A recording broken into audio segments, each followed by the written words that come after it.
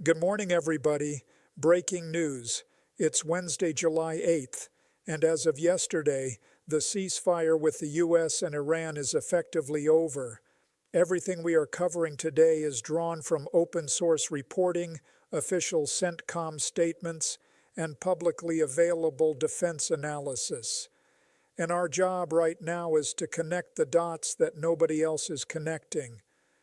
This morning at approximately 2 in the morning local time on July 8, 2026, American munitions met Iranian air defense systems, coastal radars, IRGC fast attack boats, IRGC command and control headquarters, and the exact facilities that just finished lighting up 3 commercial ships in the Strait of Hormuz. The U.S. just hit over 80 targets inside Iran in a single night. More than 60 IRGC fast attack boats eliminated in one strike package. Qasem Island, the northern choke point of the strait itself, was struck. Bandar Abbas, Iran's most critical southern naval installation, was struck. Sirk was struck. A CENTCOM precision strike package that sent orange fireballs lighting up the Iranian coastline from one end to the other. And before we go any further, drop your country in the comments right now. Where are you watching from this morning? We have people tuned in from all over the world on a story this big, and I want to see the full map. Drop it below right now. Now let me give you the full context because the sequencing here is everything. And the mainstream coverage is already getting it wrong. President Trump gave Iran a week off following the death of their supreme leader. A week out of respect for a funeral, a deliberate diplomatic signal that the United States was still willing to give negotiations a real chance even after everything that had happened. Iran used that week to attack 3 commercial ships transiting the Strait of Hormuz. 3, not 1, not an accident. 3 separate vessels targeted while the entire world was watching to see if Iran would take the off-ramp that had just been handed to them.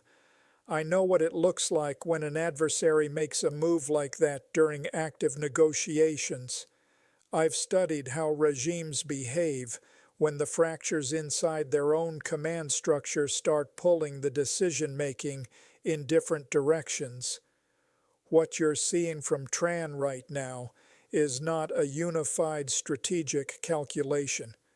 What you're seeing is mafia bosses at the top of a regime who genuinely do not know how to take a deal because taking a deal means admitting that the leverage they've built their entire power structure around is negotiable, and it is not negotiable to them. Extorting an international waterway for all of time, that is the goal. That has always been the goal. Luckily for the rest of the world, CENTCOM had already built some very detailed obituaries for their fast attack boats and radar sites. So let's talk about what Trump actually said, because his words this morning matter, and they need to be heard in full. When reporters asked him directly, "Is the ceasefire over? Is the agreement dead?" he said, and I'm going to give you his exact words here, "I think it's over. I don't want to deal with them anymore. They're scum. They're sick people. They're led by sick people. They're vicious, violent people. And if they had a nuclear weapon, they'd use it.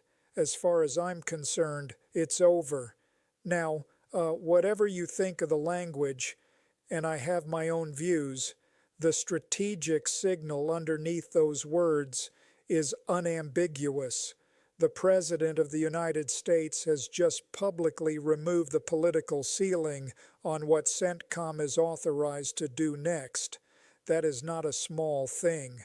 When a commander-in-chief says, "As far as I'm concerned, it's over, and I'll speak to our negotiators." What that tells every Iranian general sitting in a bunker right now is that the restraint the United States has been operating under for the past several weeks has been lifted. The gloves are off, and CENTCOM's statement this morning made that even more explicit. Here is what CENTCOM said, word for word. U.S. Central Command forces completed a new round of offensive strikes in Iran on July 7th, hitting over 80 targets with precision munitions as an immediate response to Iran's latest attacks on commercial vessels transiting the Strait of Hormuz. U.S. forces struck Iranian air defense systems, command and control networks, coastal radar sites, anti-H-ship missile capabilities, and more than 60 Islamic Revolutionary Guard Corps small boats in and near the strait to degrade Iran's ability to continue attacking international commerce flowing through the international trade corridor. And then there were 5 words at the end of that statement that should make every Iranian military commander currently above ground lose sleep tonight. CENTCOM added, and I want you to really hear this, special capabilities that cannot be listed. 5 words. That is not an accident. That is a deliberate message. CENTCOM is telling the IRGC generals that what they saw last night was not the full picture. What they saw last night was the part that could be acknowledged publicly. Whatever was not listed is still out there, still active, still watching. General Salami and his friends know it. Now, let me give you the ships that triggered all of this, because the human dimension of this story is getting lost in the coverage of the military strikes, and it needs to land first before we talk about anything else. On July 7th, the Qatari liquefied natural gas tanker Al Rakat takes a direct hit in the Strait of Hormuz. Engine room fire, risk of catastrophic explosion. I need you to understand what that means on a liquefied natural gas carrier. A fire in the engine room of an LNG tanker is not a contained incident. This is not a cargo ship with boxes on it. LG carriers are essentially floating pressurized fuel systems. A fire in that engine room is a potential detonation event. The crew of that vessel, the real human beings on board doing their jobs in international waters, had to make decisions in real time about whether they were about to be killed, not by a weapon, but by the secondary consequences of a weapon. That is what Iran did on July 7th, while the United States was still observing a ceasefire out of respect for their funeral. Hours later, the Saudi supertanker Woden takes a hit near Oman's coast. Then, the Liberian-flagged MT Cyprus Prosperity is struck. 5 drones and missiles confirmed across 3 separate vessels in a single operational window. Iranian state media ran the standard line. The ships had ignored warnings. Classic IRGC deniable action format. No official claim of responsibility. Naturally, it never is. That is how this works. The attack happens. The damage is done. The crews are in danger. And then the regime claims the ships brought it on themselves. That is the playbook. It has always been the playbook. So, let me introduce you to the cast of characters we are dealing with here, because I think naming them properly helps. We have General Salami, the IRGC chief. We have General Tuna commanding in the strait, and then somewhere in that chain of command is a guy I am going to call General Gizzy, because for those of you who do not know, a gizzy is what the young folks are calling a hot dog right now. And I guarantee you there is a general in that IRGC structure who sat there during the ceasefire, looked at his superiors and said, "Hold my gizzy, watch this." And then he pushed the button. And here we are. General Tuna is looking at General Gizzy. General Salami is looking at both of them. And all 3 of them are looking at $90 billion a year in potential revenue from controlling that waterway, because that is the number. $90 billion a year flows through the Strait of Hormuz in commercial traffic, and the IRGC generals along that coastline know exactly what their cut would be if they can establish a permanent extortion toll on international shipping. That is not ideology. That is organized crime with missile systems.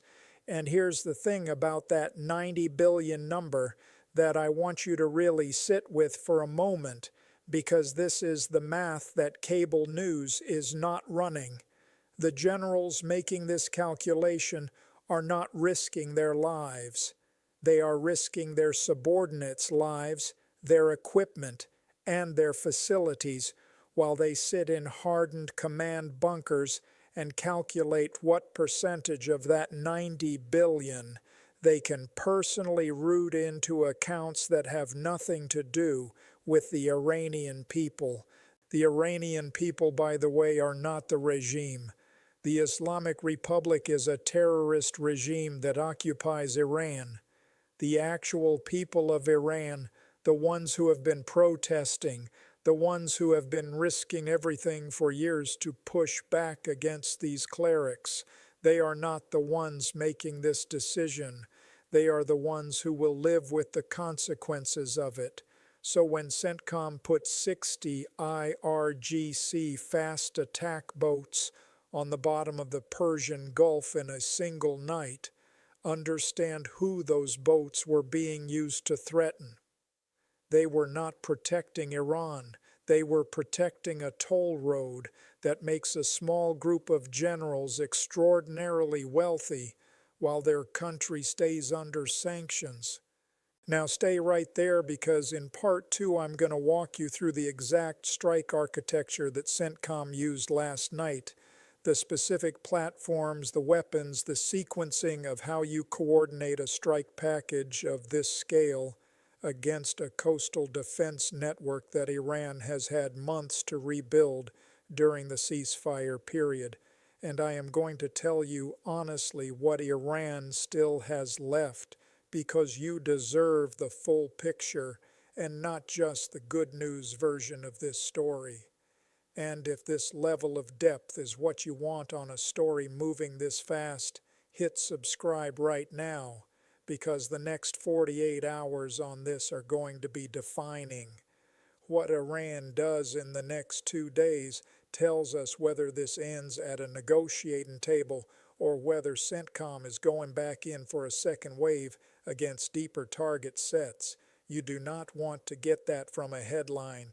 Subscribe, and I will be here the moment it breaks. Welcome back. If you're just joining us, go watch part 1 first, because the context I laid out there is the foundation for everything we're about to cover. The ships, the generals, the $90 billion toll road. You need all of that before the strike architecture makes full sense. Go watch it. Come back for everyone still here. Good. Let's talk about how you actually execute a precision strike package against a coastal defense network that has had months to rebuild, disperse, and dig in. Because the CENTCOM statement said 80 targets struck in a single night.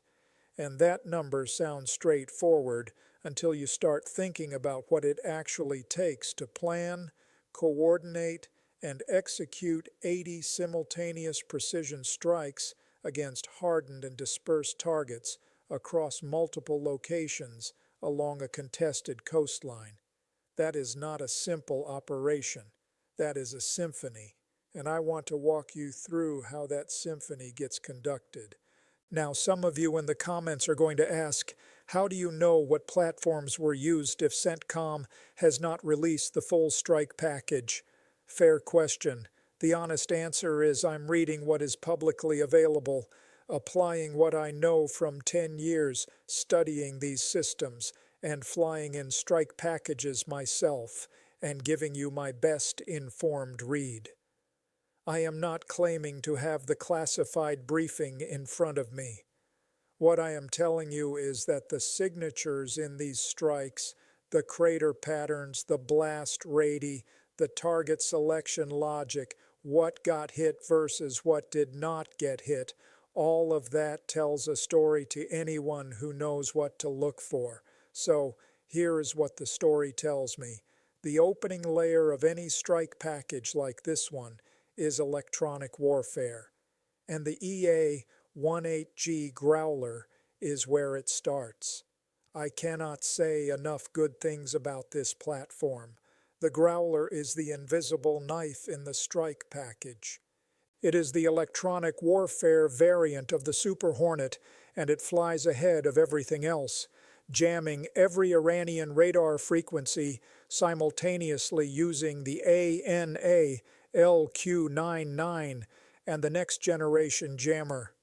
What that means practically is that Iran's integrated air defense network, the radar screens, the missile guidance systems, the coastal tracking arrays that they have spent months rebuilding, they go black, not degraded, black. The operators are looking at screens that are showing them nothing useful at the exact moment they need to be seeing everything. And they cannot tell whether they are being jammed or whether the threat is already past them. That uncertainty is the point. Confusion is a weapon, and the Growler delivers it better than any platform flying today. Once the Growler has cleared the electronic corridor, the 5th generation door kickers go in. The F-22 Raptor and the F-35 Lightning II pushing into Iranian airspace ahead of the 4th generation strike packages. I love the phrase door kickers for this because that is exactly what they are. The coolest door kickers on the planet are currently flying combat sorties over the Persian Gulf. When the F-22s and F-35s push in, they push Iran's remaining defense systems inward, compressing them, forcing the operators to react, opening up the corridors that the 4th generation jets need to roll in and put ordnance on target. In the F-35, sensor fusion architecture is doing something else simultaneously the whole time. It is sharing the complete battle space picture with every OR platform in real time. Every F-35 in that strike package is pumping targeting data, threat position updates, and electronic signature information back to the 4th generation jets flying behind it. Together, they own the airspace in a way that no individual platform could achieve alone. That is what joint force integration actually looks like from the inside. Then comes the workhorse. At this point in the campaign, with Iran having had months to rebuild their coastal radar network and disperse their fast attack boat fleet, the F-15E Strike Eagle is probably carrying the heaviest load of this operation. The F-15E can threat react in real time, which means it can adjust its attack profile mid-flight based on what the F-35s and the EA-18GS are feeding it about the current threat picture. And it can carry the GBU-31 Joint Direct Attack Munition, the JDAM, which is a GPSG-guided 2,000-pound bomb with a circular error probability of under 10 feet. Under 10 feet, you can put that weapon through a specific window of a specific building from altitude in the dark. The accuracy is not the impressive part anymore. The impressive part is that you can do it simultaneously against 80 different targets across multiple sites with a coordinated package and have them all arrive on target within seconds of each other so that no site can warn the next one. That is what happened last night. For the fast attack boat specifically, the MQ-9 Reaper drone is a natural fit, and I would expect it was a significant part of the strike. The Reaper finds a fast attack boat, tracks it, and then the Hellfire missile closes the loop. The hellfire does not miss at the ranges the Reaper is operating from. It is not a fair fight. It is not designed to be a fair fight. Think of it as CENTCOM sending out invitations, personalized, addressed, hand-delivered at supersonic speed. The Reaper finds them. The hellfire seals the deal, and 60 IRGC fast attack boats are now on the floor of the Persian Gulf, and I would not be surprised at all if we see more of those boats struck in the coming days, because Iran has hundreds of them distributed along that coastline, stored in bunkers built right into the rock faces along the coast, with hardened revetments designed to protect them from exactly this kind of strike. Those bunkers need to go, every one of them. They are not defensive infrastructure. They are the physical storage system for Iran's toll collection mechanism. And then remember those 5 words from the CENTCOM statement.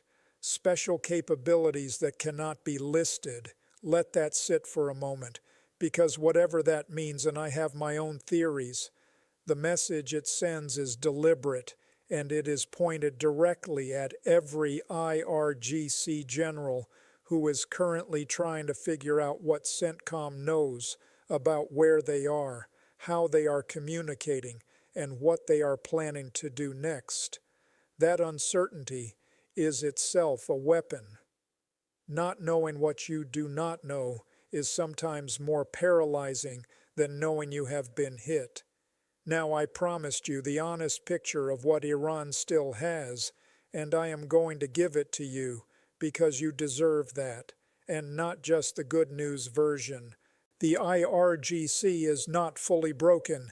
60 fast attack boats gone in one night sounds decisive, and it is decisive, but Iran has been building and dispersing these systems for years, and a single night of strikes does not eliminate the entire inventory. Their Shahed 136 attack drones, the one-way kamikaze platforms that have been used against shipping throughout this campaign, those remain a live capability. The U.S. has reverse-engineered the Shahed and is actually launching an American version called the Altius back at Iranian targets, which is one of the more poetic developments of this entire conflict. If you think about it, Iran builds a drone, the U.S. copies it, and then sends it back. But the original capability is still out there in numbers that matter. Iran has also rebuilt elements of their ballistic missile inventory during the ceasefire period. The Fate 110, the Zulfiqar medium-range platforms that can reach U.S. bases in the region. If this escalates into a full exchange rather than a targeted degradation campaign, those missiles become the variable that changes the entire calculus. CENTCOM knows this. The carrier strike groups in the region know this. The Patriot and THAAD batteries at every U.S. installation in the Gulf know this. But knowing a threat exists and being able to stop every single launch in a saturation scenario are 2 different things, and anyone who tells you otherwise is not giving you the full picture. So here is where we actually are this morning and what I think the next 48 hours look like. Iran has 2 choices, and neither of them is clean. If they escalate, more ships struck, ballistic missiles launched, bases targeted, then the air campaign that has been operating with some degree of restraint until now goes to deeper target sets, leadership infrastructure, command and control bunkers, the facilities that are not on the coast but are the brain of the IRGC operation. Trump's statement this morning essentially said, those targets are now on the table. Waste of time dealing with them signals that the political restraint that was limiting the target list has been removed.